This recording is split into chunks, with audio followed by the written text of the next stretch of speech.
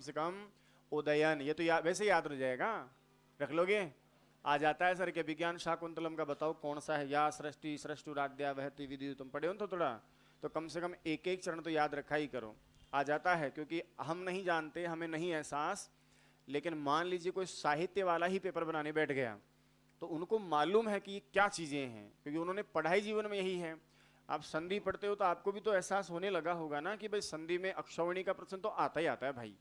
तो आप आज दिमाग में, आप पढ़ते पढ़ते कितनी बार परीक्षाओं में देखेंगे तो आपके दिमाग में सेट हो गया कि यार अक्षौहिणी तो हर जगह देखते हैं अपन, प्रयुदिते उपायुदिते आता है कि नहीं, हर जगह आ जाता है। फिर आपके दिमाग में हो गया, कभी आपको पेपर बनाने का मौका मिले, मान लीजिए आप शिक्षक बन गए, बोर्ड का पेपर बनाना है आपको, संधि के प्रश्न बनाने, सब 5 उदाहरण देने, तो आपके दिमाग में भी तो वही छाए रहेंगे ऐसे ऊपर ऊपर, परोपकार डाल देता हूँ, एक अक्षौहिणी डाल देता हूँ, समझ रहे हो मैं क्या कहना चाह रहा हूँ, मनोरथ डाल देता हूँ, आशीर्वाद डाल देता हूँ, अंतर्राष्ट्रीय डाल देता हूँ। तो हम लोग जैसे जैसे मामले में, तो वो लोग भी तो शास्त्री पढ़े हैं, उनको भी गुरुजनों ने पढ़ाते समय कहा था कि अमूल्य रत्न है ये, भास की जान है। अब जान से बड़ी है क्या कोई चीज? मेरा मतलब समझ रहे हो ना मैं क्या कह रहा हूं। तो सर क्या होता है कि देखो, परीक्षाओं की तैयारी करने के लिए आपको परीक्षक का दिमाग पढ़ना पड़ता है।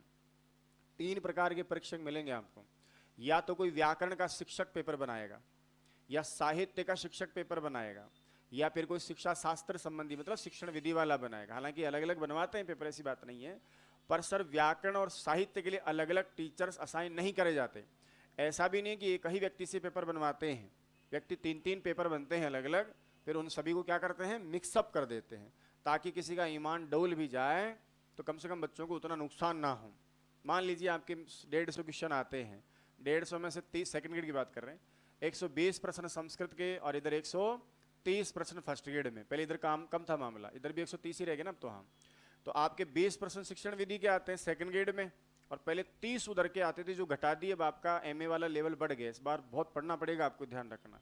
यहाँ भी बैठे हो ना तो पहले ही कह रहा हूँ, पढ़ाते समय जो पढ़ाया जाएगा उसको औषधि समझकर निगलना है, और जैसा जैसा कहा जाए कि उसको रटना, तो रटना पड़ेगा आपको। इस बार भी कितने प्रश्न आए थे स्कूल व्याख्याता में एक्स्ट्रा वाले में, लगभग 25 से 26 प्रश्न आए थे, और जो आए ना वो भी क्वालिटी प्रश्न आए थे। ऐसा भी नहीं कि बहुत आए लेकिन सीधे आए, ना तो कोई रचना पूछी ना कुछ, और अंदर से घुस गया कौन है जो गुणीभूत व्यंग्य का भेद है कि नहीं है। देखा है ना आपने जो फर्स्ट ग्रेड का दिए हों कोई पेपर। तो मेरा कहने का मतलब है कि बात ये नहीं कि इनको छोड़ दें, इनको छोड़ देंगे तो बचेगा क्या फिर हमारे पास। फर्स्ट ग्रेड में तो वही सेम सेकंड ग्रेड वाला ही चल रहा है, तो उसमें तो हम वैसे ही प्रवीण हैं।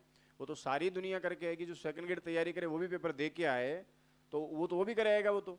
अब हमारे पास जो बचा हुआ मैटर है लगभग 100 प्रश्नों का, वो तो सब बराबर है। बात तो यही है ना कि 25 और 30 में से आप कितना अच्छा करके आते हैं। ऐसे ही कुछ लोगों से सुना है मैंने, आप ही लोग ही बात करते हैं हमसे, शिक्षण विधियां सर ठीक नहीं है हमारी। तो भाई आपके ठीक नहीं है तो आपको क्या पता ठीक नहीं है, कारण मैं एक महात्मा हूं, मतलब कई सारे है ना आपके तो साधु महात्मा हम लोग आपको पढ़ाने वाले, हर किसी का टसन अपना अपना। एक ने प्रश्न दे दिया 5, टेस्ट पेपर था उसका, अब 5 में से आपको एक ही नहीं आया, एक आया, 2 आया, आपका दिमाग खराब। फिर एक दूसरे बाबा जी ने, राम कुमार शास्त्री ने घोषणा कर दी, ये लो भैया 5 प्रश्न बताओ, बोला एक नहीं आया, 2 आया, 3 आया, नहीं आया। अब एक दूसरा फिर कोई अध्यापक, टेस्ट सीरीज तो करते ही हो आप लोग, बताते ही रहते हो, कितना ही कुछ करें लेकिन आपका मन, क्योंकि अविश्वास ही रहते हैं ना अपन, डर है आपको, बेरोजगार हो तो मैं इसको गलत नहीं मानता, देखना भी चाहिए, देखते हैं। तो फिर आपको क्या लगता, अरे यार फलाने के टेस्ट में तो मुझे एक ही शिक्षण विधि का सवाल है, इसका मतलब मेरी शिक्षण विधि अच्छी। हम लोग डिसाइड नहीं करते अच्छी है बुरी है, आपका सिलेबस डिसाइड करता है कि आपके पाठ्यक्रम के लेवल को आपने सीख लिया ना। हम तो फुअड़ सवाल ही बना सकते हैं, मैं तो डाल सकता हूं इसमें कि अलो अंत से सूत्र क्या है, बताओ कैसा सूत्र है 6 में से। मैं तो ये भी डाल सकता हूं कि इको एनर्जी की सूत्र संख्या क्या है। तो ये कोई बात थोड़ी ना होती है, मैं तो एक भी प्रश्न ऐसा हो सकता है कि 100 में से आपको एक ही नहीं, ऐसे प्रश्न बना सकते हैं। बात प्रश्न की वो है जो आपकी परीक्षा में आपको मिले, तो यहां मिला वो आपकी परीक्षा में भी मिला। कुछ जटिल होते हैं, 3-4 प्रश्न इधर उधर निकलते हैं, तो वहां तक पहुंचने के लिए 3-4 तो नहीं पढ़ा सकते, हम भी 300-400 प्रश्न आपको ऐसे पढ़ाएंगे जो ऐसा लगेगा गुरुजी यार ये तो माता ही खराब कर दिया हमारा। लेकिन वो उन उसके लिए है कि 3-4 प्रश्न निकालने हैं हमको, तो 300-400 में से फिर वो 3-4 निकल के आएंगे। पर बाकी के 10,000 सवाल में आपको पढ़ाऊंगा लिखाऊंगा, वो सिर्फ इसलिए तो है कि आपके कम से कम 147 प्रश्न हम इनमें से पकड़ें, 3 अजीब से आएंगे तो अजीब के लिए भी प्रयास करें हम हमारे हिसाब से।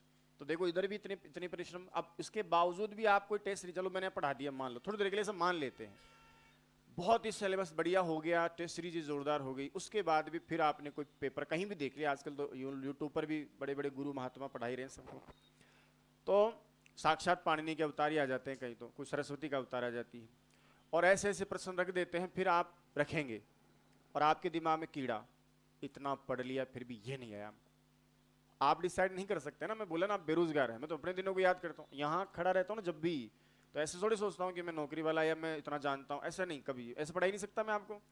यहाँ ये सोचकर खड़ा रहना पड़ता है कि जब मैं तैयारी कर रहा था तो मुझे क्या क्या समस्याएं पैदा होती थी, कैसे प्रश्न मुझे नहीं आते थे, पढ़ता था तो ग्रामर में बार बार मैं कहाँ परेशान होता था, साहित्य में मुझे कहाँ दिक्कत आती थी, क्या याद नहीं हो पाता था, जब जाके तो सिखा पाऊंगा ना। जो मेरी समस्या वो लगभग लगभग आप सबकी भी समस्या, किसी की हो सकता है कि कोई ऊपर नीचे हो थोड़ा, कि हमें इसमें नहीं है, सब इसमें है। तो कहने का मेरा मतलब है, ये लो हम लोग डिसाइड नहीं करेंगे, यदि ईमानदारी से हम आपको पढ़ा रहे हैं ना, मेरी भावना सही है ना, तो मैं आपको उस लेवल का ले जाऊंगा। मुझे मालूम है कि 20 में से एक प्रश्न निकल जाए इधर उधर, वो अलग बात है, 18-19 तो हम पकड़ेंगे ही ना, अब वो सिलेबस से बाहर आ नहीं सकता। और लेवल होता है देखो परीक्षा का एक, ये भी नहीं है आपको बताऊं, जब आप पढ़ लेंगे ना, दोबारा फर्स्ट ग्रेड का पेपर देखना, अतिरिक्त पाठ्यक्रम को छोड़ देना, साहित्य के प्रश्न भले ही बड़े बड़े आए थे, पर वो इतने बुरे नहीं थे कि पकड़ में नहीं आए हों। वो तो क्या हुआ कि जैसे आपने पेपर देखा होगा वैसे घबरा गए, ओ भाई आपको तो मार दियो, तो एक नेगेटिव एनर्जी आ जाती है। प्रश्न बड़ा होना मतलब कठिन नहीं होता, सच बात तो बताऊं आपको, जितना बड़ा क्वेश्चन है ना, उसका उत्तर निकालना उतना ही आसान हो जाता है, सच बात तो ये है। दूसरा क्या हुआ उस पेपर में कि पहली बार भेमी व्याख्या के थोड़े उदाहरण डाल दिए उसने, अब वो उदाहरण हमारे बोलचाल में नहीं है, दिक्कत ये है। अब पहली बार कोई संधि का उदाहरण भी आप सुनोगे ना, गुण संधि का भी हो सकता है आपको नहीं आए, क्योंकि पहली बार सुन रहे हैं तो डर भी लगता है, ऐसा ही है ना कहीं टूटने में, कहीं कुछ और तो नहीं टूट रहा। अब परोपकार को कितने साल हो गए, बरस हो गए आपको पढ़ते, तो वो जैसा चाहो तोड़ देते हो आप। पर इसी के तरह कोई नया शब्द आ जाए, महोसर, अब आप सोचोगे यार मह उसर करूं कि महा उसर करूं, कि वो छोटा करूं कि बड़ा करूं, लेकिन एक बार पढ़ लोगे यहाँ फिर तो दिक्कत नहीं है ना। तो इसलिए उसमें थोड़ी जटिलता इसलिए थी कि वो उदाहरण उसने भेमी व्याख्या के उठा लिए पूरे। अब भेमी व्याख्या में थोड़ी क्या शब्दावली जटिल है, उदाहरण भी बहुत जटिल दे रखे हैं उसने, अब उनको यहाँ कर लीजिएगा फिर कोई दिक्कत नहीं है। तो वो ऐसी समस्याएं हो जाती है, तो वो चलो उसको भी मानते, इस बार अपन ले ही रहे हैं, पढ़ ही रहे हैं, उसके साथ में आपका एक्सरसाइज कराएंगे। मैंने कहा था आपसे कि एक बार सिलेबस होने के बाद भी एक अब राउंड अप आपकी क्लास से लगवाऊंगा, जिसने पूरी की पूरी ग्रामर में जो लेवल है ना, जो नोट्स आपके हाथ में दूंगा वो सारे में यहाँ करके भेजूंगा। संधि के उदाहरण, स्वर्ण दंत संधि के कौन कौन से अलग अलग उदाहरण, सारे यहाँ लेकर के, और एक बार वाचन आपसे जरूर करवाएंगे। जहाँ मुझे लगेगा कि ये नया शब्द है या जटिल है तो वो आप थोड़ा ध्यान रखिएगा, तो आपको पढ़ते समय रटना नहीं पड़े, यहाँ देखने सुनने से ज़्यादा याद रहेगा, खुद पढ़ोगे तो याद नहीं होता है। तो कई बार ऐसा होता है, मैं खुद ही देखता हूँ, कई बार ऐसे प्रश्न आप लोग रखते हैं या इधर उधर की दुनिया के प्रश्न आते हैं इस पे क्या बोलते हैं व्हाट्सएप पर, तो ऐसा मुझे भी ऐसा लगता है अंदर से कि भाई उस जिसने बनाया है उसको तो पता था क्या पहले, क्या कोई किताबें पढ़ते पढ़ते दिमाग में कीड़ा चला के डालते हैं सालों को, देखते हैं एक बार। देखो इस दुनिया का बड़ा दिक्कत है, इस मार्केटिंग, मार्केट है ना, मार्केट है, ये जब तक आपको आकर्षित नहीं करेगा तब तक वो बेचेगा कैसे। तो उसके लिए तरीके अपनाता है, एक तरीका ये भी कि आपको डरा दिया जाए, क्या जानते हो बता, क्या जानती लाली, क्या है बता, हमें तो नहीं आता, कोई बात नहीं, मैं कराऊंगा आपको परफेक्ट। होता है सेमिनार, हम तो लेके बड़ी संस्था में भी तो था, तो क्या करते सेमिनार, ऐसे तो बातें करते, हम डरा देते हैं, हमको धमका देते हैं, अंदर अंदर घबरा जाते हैं आप, भाई बढ़िया रही हो, मैं देवता के ना क्यों मैं तो बता लोग देवता में पर रही हूँ, है ना, अब मारो कल्याण आ गयो, अरे भैया कल्याण यहाँ आने मात्र से, वो जाखड़ जी कह के गए थे ना, मेहनत तो करनी पड़ेगी ना भाई। भाई मैं आपको 19-20 पढ़ा दूंगा, कोई आपको 18 पढ़ा देगा, लेकिन आपकी हिम्मत सामर्थ्य औकात है ना, तो आप 18 से 20 आप भी कर सकते हैं। और आपकी ही उल्टी बैठ रखी है गंगा जी, कितना ही आपको 20 कर दे कोई, तो भी आप 15 पे ला दो कि 10 पे ला दो कि क्या कर लेगा कोई। तो मेहनती वाले को कोई रोक ही नहीं सकता, और जो मेहनत नहीं करना चाहता उसको कोई ऐसा थोड़ी ना कि परीक्षा में जाके दूसरा परीक्षा दे आएगा। हाथ आप ही को चलाना है अपना, बुद्धि बल भी आप ही का काम करेगा, 3 घंटे 2.5 घंटे आप परीक्षा देंगे, तो बहुत कुछ तो आप ही से है सारा। वो तो एक सम्बलन है, एक आत्मविश्वास जो एक शिक्षक आपको देता है 3-4 महीने में, इस तरह आपको बना देता है कि अर्जुन जो कहा कि न योत्स्य इति, मैं तो युद्ध ही नहीं लड़ूंगा, और वो आदमी युद्ध भी लड़ा, तगड़ा युद्ध लड़ा, और लास्ट में सबको ढेर भी कर दिया। तो युद्ध नहीं करने वाला व्यक्ति युद्ध भी करा और जीत भी गया, कमाल उसका नहीं था, कमाल वो जो रथ चलाने वाला सारथी था ना, उसका कमाल था, उसके शब्दों का कमाल था। ऐसे ऐसे शब्द कहे कि उसकी अकल ठिकाने लग गई, क्या तो दिशा थी और उसकी क्या दिशा ही बदल गई। कहा कि मैं नहीं, ये रथ ये पटक दिया, बोला मैं नहीं लड़ूंगा, और उसने पता नहीं क्या क्या उसको सुनाया, गीता में सुने हो ना आप, तो क्या क्या कह दिया उसको कि वो धां धू लिटा दिया सबको एक तरफ से। तो मार्गदर्शन का बस यही रोल है कि वो आपको निराश हो तो आप में आशा भर दे, आप थोड़े परेशान हो तो आप ही की बातों को आपके सामने रख के फिर थोड़ा आपको हिम्मत दे दे। और हम क्या कर सकते हैं बताओ आप, एक बैल होता है रास्ते नहीं चलता तो लाठी मारी जाती है उसको, और एक इंसान की संतान हो तो लाठी थोड़ी मारी जाएगी, आपको शब्दों से कहा जाएगा, आपको समझाया जाएगा। इसलिए एक तो ये आप, मैं बार बार कह रहा हूँ आपको भरोसा रखो। अभी थोड़ा सा उसमें असिस्टेंट में उलझ गए इसलिए थोड़ा सा टेस्ट सीरीज को रोका है मैंने, लेकिन उसका फायदा ही मिलेगा, आपको नुकसान नहीं होगा। उधर भी मेरे पास दर्शन आदि के पेपर हैं, उधर भी साहित्य दुनिया भर का चला है, तो और भी बहुत सारी चीज़ें अच्छी अच्छी आई हैं। सब लोगों का अच्छा, 7-8 लोग प्रोफेसर लोग हैं, तो बहुत कुछ अच्छा ही मिलेगा इस बार जो भी काम कर रहे हैं अपन। नोट्स भी आपके लिए अच्छे ही बना रहे हैं। तो मेरा कहने का मतलब है कि जब भरोसा है ना तो जो जो काम देवे ना उसको किया करो। अभी मैंने बोला कि इसका कम से कम आपको ये शब्द याद होना चाहिए, लेकिन आपसे ये तो मन में, ये तो बाहरी प्रकट की बात है, अंदर तो मेरे ये चलता है कि काश आप ये पूरा श्लोक ही क्यों ना याद कर लें। सच बात तो ये है, पर दिक्कत है कि हर किसी की कैपेसिटी उतनी नहीं होती है। हम पहले हथियार डाल देते हैं, आलू एक श्लोक और लिख दिया, अब इन भी याद करो, आलू एक और लिख दिया, इन भी याद करो। पता नहीं क्यों ऐसा हम सोच लेते हैं, जबकि मैं आपको उदाहरण दिया था मजाक मजाक में, 1 सेकंड में एक शब्द याद हो जाता है। पहला शब्द क्या लिखा है, उदयन, उसके बाद फिर आगे बढ़ जाओ। क्या है जो हमको याद नहीं हो सकता, इतना ही तो समझाना है कि मुझे सब याद हो सकता है, इतना समझा लो आप। जैसे आपने समझा रखा है ना कि मुझे याद नहीं होता इतना, ये भी तो समझा ही रखा है आपने अपने आप को, तो उल्टा कर ली इसको। क्या है जो मुझे याद नहीं, क्या है बताइए, कौन सा इंसान था जो मिला और आपको नाम याद नहीं हुआ हो किसी का, रटना पड़ा हो किसी का नाम। सब होता है भाई साहब, ऐसा मेमोरी कार्ड है जो कभी ना तो वायरस आता है इसमें, कभी कभार आ जाते हैं थोड़े बहुत, और मरता तो है ही नहीं कभी। तो इसलिए ये जो कर रहे हैं ना आपके साथ प्रयास है, देखो मैं हमेशा साहित्य भी आपको पढ़ा रहा हूँ, मैं चाहता 10 दिन लगते मुझे, फिर भी मैं आपको 20 दिन तक ये और बाकी 10 दिन वो वाला जो किताबें हैं हमारी, इसलिए कि अभी दिया हुआ आपका जो समय है ना वो आपका इन्वेस्टमेंट है। मैं इसे पढ़ा जाऊंगा ना तो परीक्षा में क्या पता कौन सी बात किस रूप में कैसे न कैसे सेट हो जाएगी आपके, तो प्रश्न गलत नहीं होगा। वरना इसको 10 दिन में भी पढ़ाते शायद काम हो जाता, पर वो काम होने में और थोड़ा सीखने में बहुत फर्क हो जाता है। अब मेहनत करें हैं हम लोग, इसको 23 घंटे में पढ़ते तो कम से कम 70-80 घंटा ले रहे हैं, तो इसका कुछ तो फल मिलेगा आपको। हो सकता है कि आपको बातें बहुत सारी समझ में आ रही होंगी, कहानियां याद हो जाएंगी, तो बार बार उसको रटना नहीं पड़ेगा। परीक्षा में कुछ भी आ जाता है सर, एक प्रश्न भी आपका ऐसे हो जाता है ना कि यार वो दिन देखो कणा कहीं की बात चीर बैठ गई भाई तक, वो प्रश्न आपको फिर पता चलता है कि कितना महत्वपूर्ण बात है वो।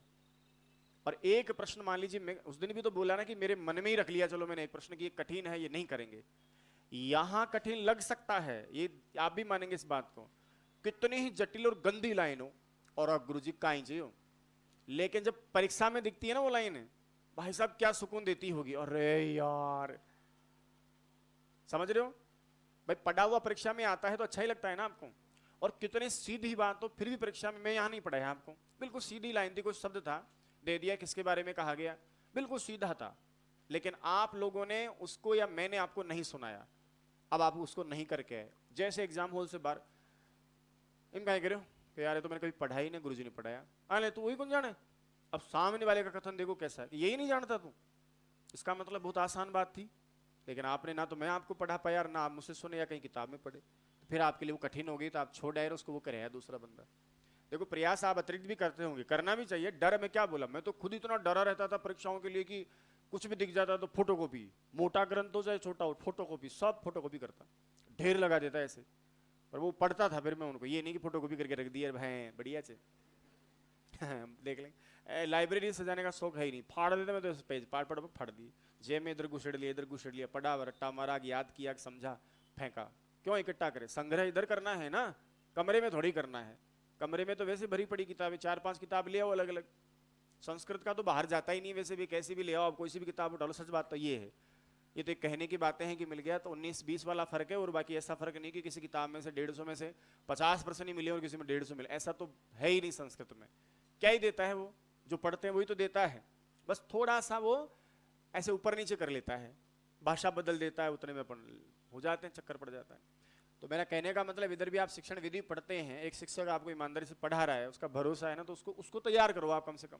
उसके बाद आपकी कैपेसिटी है तो वो आपको बताएगा कि भाई ये किताब और है, इसको आप पढ़ लीजिएगा, शिक्षण विधि के लिए बेहतर किताब है, यूपी से चलती है, यहाँ से ही चलती है, ये चलती है।